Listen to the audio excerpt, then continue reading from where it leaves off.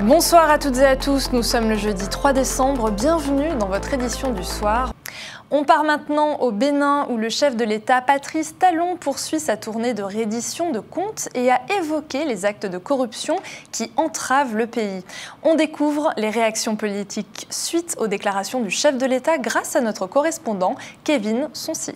Patrice Talon, chef de l'État béninois, poursuit sa tournée de reddition de comptes à travers les communes du Bénin. Les acteurs politiques s'expriment suite à certaines déclarations, notamment celles en rapport avec le parrainage des partis politiques et le récépissé du parti Les Démocrates. Mais dans le fond, les discours que nous entendons, nous ne fonctionnons pas sur la base de préjugés. On peut se dire que l'homme a changé, même si c'est peu probable. Mais néanmoins, nous l'attendons dans les actes parce que jusqu'à présent, ce n'est que de belles paroles. Avec lui, nous en sommes déjà très habitués. Maintenant, dans sa démarche, comme vous l'avez dit tantôt, il n'a pas parlé d'élection inclusive. Il a juste dit à un moment donné que les FCBE et les démocrates auront des candidats au présidentiel. C'est ce que nous avons entendu tous. De toutes les façons, nous allons veiller au grain parce qu'aucune nouvelle combine ne se fera sur le dos du peuple.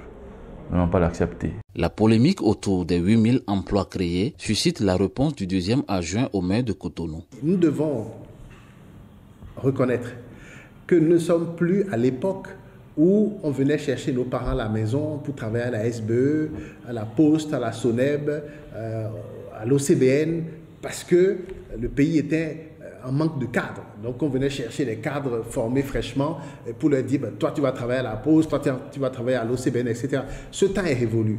Tous les grands travaux qui sont lancés, les marchés secondaires, l'asphaltage et tout ça, génèrent de l'emploi. Ouais, nous n'avons pas importé des étrangers qui sont en train de conduire ces travaux-là. C'est vrai qu'il y a des chefs chantiers qui sont peut-être pas béninois toujours, mais il y a beaucoup de nos frères et de nos sœurs béninois qui travaillent sur ces chantiers-là. Voyez-vous, donc il faut redéfinir la question de l'emploi avant d'évaluer ce chiffre qui a été annoncé.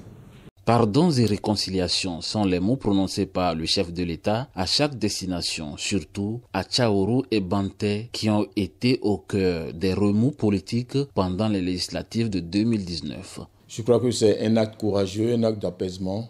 Il est allé rencontrer les sages, les personnalités, les forces vives de sa veille, je dirais. Il a fait la même chose à Tchaourou, il a fait la même chose à Parakou. Et il est retourné après à Ouessé, dans les collines, à Banté, un peu partout, où il a parlé de pardon, de réconciliation. Je pense que c'est des actes, c'est des propos majeurs, des propos à prendre avec beaucoup de responsabilité. Aujourd'hui, nous avons besoin que les Béninois se réconcilient d'abord avec eux-mêmes. Il faut en créer les conditions. Nous avons aussi besoin d'avoir à la tête de notre pays un homme qui n'est pas en conflit avec son peuple, le peuple qu'il est appelé à diriger. C'est aussi une bonne démarche.